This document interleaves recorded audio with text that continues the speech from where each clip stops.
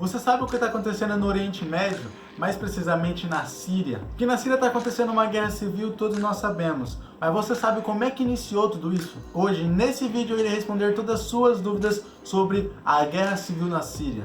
Ao longo de 6 anos, essa guerra civil na Síria se transformou na maior crise humanitária da atualidade. Então vamos falar da Síria. Basicamente o que está rolando ali é uma guerra civil que está devastando o país. Os extremistas dominaram grande parte da Síria e do Iraque, cometeram dezenas de atentados e fizeram milhares de vítimas. Segundo a ONU, até fevereiro de 2016, mais de 4,8 milhões de pessoas haviam fugido do país, a maioria mulheres. O presidente da Síria decretou anistia a prisioneiros do país uma semana depois de vencer a eleição presidencial. E o objetivo desses grupos é assumir o controle de um território para tentar conseguir mudar as políticas do governo. Ou seja, em outras palavras, guerra civil é uma guerra interna de uma nação. Seria como se nós no Brasil começássemos a brigar contra nós mesmos.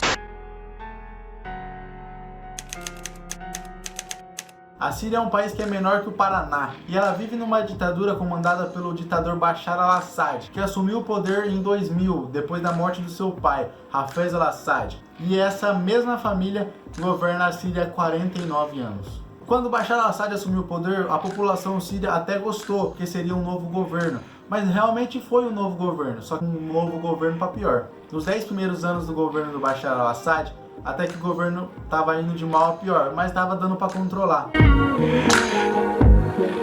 Só que em 2011 aconteceu um protesto popular pacífico contra os privilégios da classe alta. Esse protesto durou pelo menos 6 semanas e deixou mais de 400 mortos. Se eu acabei de falar que foi uma manifestação pacífica, então por que tem mais de 400 mortos? Eu te explico, calma aí. E aí que entra um principal acontecimento no Oriente Médio, a Primavera Árabe. Em 2011 aconteceu uma onda de protesto tanto no Oriente Médio quanto no Norte da África contra os seus próprios governos. E assim, esses protestos conseguiu a derrubada do governo do Egito, da Líbia, da Tunísia e diversos outros países do Oriente Médio, tanto no Norte e Sul da África. Então Bashar al-Assad, vendo todos esses governos caindo ao seu redor, ele mandou o exército da Síria ir para cima da população que estava manifestando. E outros grupos vendo o governo ir contra a população, eles começaram a se armar e também contra o governo. Então ficou a população contra o governo. E o mais foda da Síria é que ela tem muitos grupos, tanto de região, tanto de religião.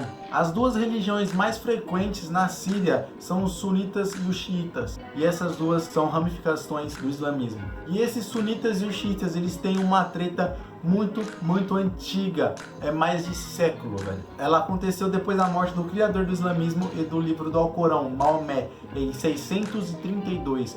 Os sunitas representam 90% da população islâmica. Essa briga começou porque os sunitas queriam que o próximo líder do islamismo deveria ser escolhido pelo povo. Os xiitas queriam que o próximo líder do islamismo deveria ser escolhido alguém da família de Maomé. Já voltando em 2011...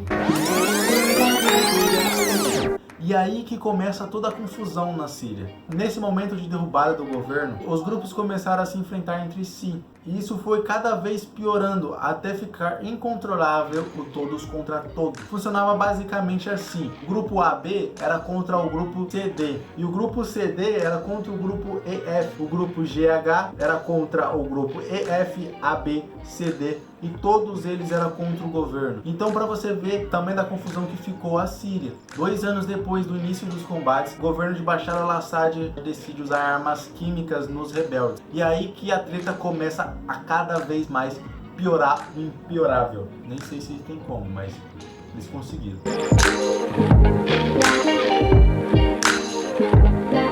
Então os Estados Unidos começam a colocar aquele dedinho deles. Então o presidente Barack Obama diz que o Bashar al-Assad ultrapassou a linha vermelha. No mesmo ano, em 2013, o Barack Obama não conseguiu fazer um ataque, porque o Congresso dos Estados Unidos não aprovou o ataque. Só que em 2014 ele entrou na guerra.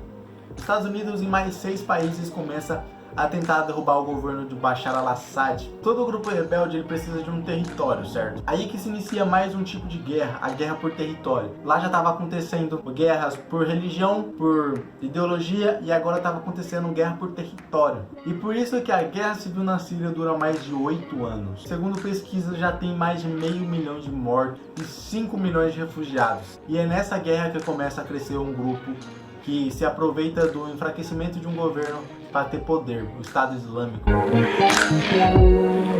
O Estado Islâmico é o autor dos ataques em Paris 2015 e Bélgica 2016 e muitos mais ataques quanto no Oriente quanto no Ocidente. E aí que começa o todos contra todos internacionalmente. Os Estados Unidos declara guerra ao Estado Islâmico e ele é apoiado pela Arábia Saudita, que também apoia os Estados Unidos. A Rússia é contra os Estados Unidos, só que apoia o governo de Bashar al-Assad. Bashar al-Assad é contra o Estado Islâmico, contra os Estados Unidos. Então a questão de todos contra todos é também internacionalmente. O Estado Islâmico, também conhecido como ISIS, ele foi um braço direito da rede Al-Qaeda. E ele começou no Iraque, só que ele começou a se aproveitar do enfraquecimento do governo da Síria. E começou a tomar territórios na Síria, deixando mais mortos, fazendo mais pessoas se refugiarem em outros países, plantando terror tanto no Ocidente quanto no Oriente. Mas recentemente ele vem perdendo poder e espaço dentro da Síria graças às forças democráticas sírias, que também é apoiada pelos Estados Unidos. A guerra na Síria está um pouco longe de acabar, mas você vê que passos importantes estão sendo dados para o fim dessa guerra e que todos os seus 5 milhões de refugiados que estão realocados em outros países possam voltar